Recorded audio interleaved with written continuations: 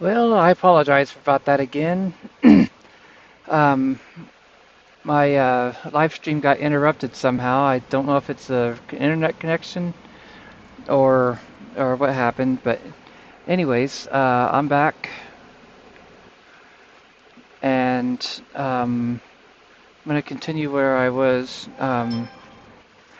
There's a Star Trek episode. I think I was talking about this Star Trek Voyager, where there was one species that was keeping its thumb on another species, preventing it from reaching its full potential. And then there was also on the Star series Star Trek Discovery, where the first officer Saru, he went to his home planet, and come to find out there was a species on his home planet that was actually genetically inferior, but because they had gotten the upper hand somehow in the past, I forget exactly how that happened. But anyways, those are the types of influences I've had that inspired that particular thought right there. All right, let's go on to the next one. This is damaged does not mean broken, and this is a really, really good article that I wrote, and it's fairly recent, May 25th. I made a TikTok video on my Mr. Cappy 1974 account, and I probably should have put a link to that on this page. Let's see. 8 fights worth picking with your kids. The fact is, I've talked about being. I don't know if I've talked about it on this channel, but I believe that we're eternal beings living a temporary physical existence to escape the boredom and monotony of eternity. And I believe that whenever we die, that we are given free reign to continue as eternal beings for a short time, and that we can come back to a physical existence.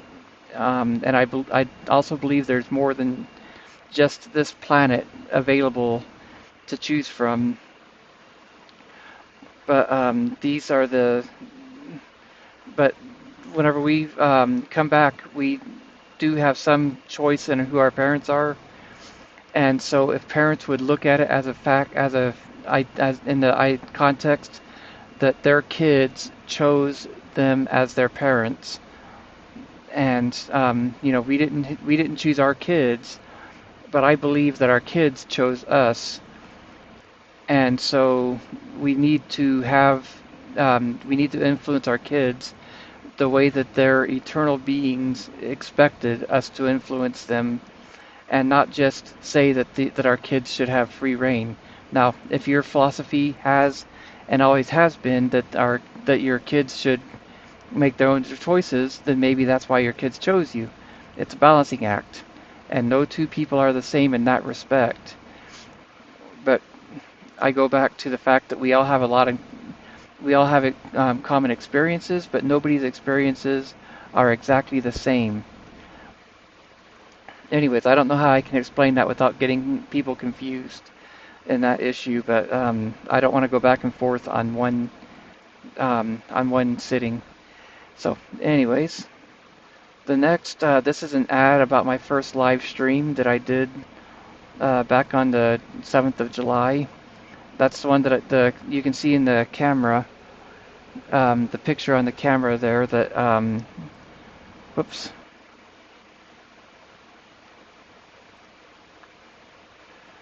Let's see.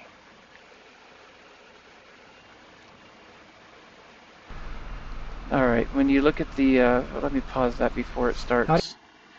The camera is a lot darker. That's because I used a video camera um, on my primary desktop. But anyways, let's go back to this. All right, so now we are getting into the more recent stuff that I've done.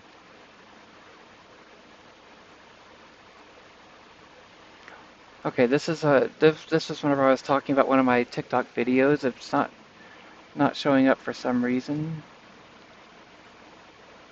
Oh yes, Republicans and Democrats have the same goal to control the population. I'm gonna go ahead and play this video all the way through because I really like this. I really like this video that I put together. The editing is horrible. The sound is horrible. The message is priceless. They just use a different tool to accomplish it. Howdy, Mr. Cappy here, and I'd like to introduce a diagram that I think is a more accurate representation of the political landscape. In my diagram, we'll start with the traditional left versus right line, only in this case, it represents a totalitarian total control line where individual freedom does not exist. Next, we have two lines that go upward, and as we go higher, the lines between left and right get closer until eventually they meet and form an equilateral triangle where the first animation right there represents anarchy. Something to point out, the theory of anarchy is total freedom for everybody. The reality of anarchy is no freedom for anyone except the last man standing. And this part. The biggest problem with anarchy is that it lacks leadership, so the more one person exercises their freedom, they will eventually start walking over everyone else around them until one person is exercising total freedom and everyone else is either cowering in fear, enabling them, or dead. The last part of my diagram is the reality dot. This is the point that represents the real-life balance between left versus right and control versus freedom that a society is experiencing. Some examples of what this point could represent are socialism, where there is less individual freedom, such as ownership, or its cousin communism, where they have similar principles but are much more revolutionary and totalitarian.